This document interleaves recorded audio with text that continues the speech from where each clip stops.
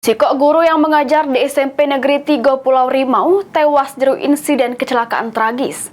Sesudah terlindas truk bertonase besar di Jalan Lintas Timur KM 16, Kelurahan Sukajadi, Kecamatan Talang Kelapo.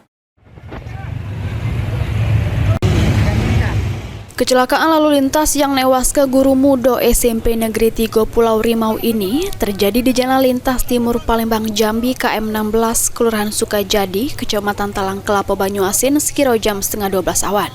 Bermula pas korban mengendarai motor juru perjalanan ke rumah wong tuanya di Palembang. Pas kejadian, korban berusaha nyalip truk Fuso dari sebelah kiri namun gagal sehingga korban tercampak di depan ban buri truk.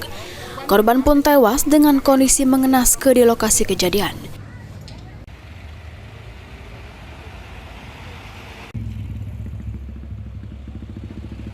Kecelakaan terjadi di depan tapal ban Bapak Eno.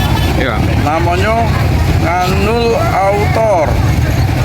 Antara Palembang. Ya, Nganul Autor. dengan mobil apa, Pak?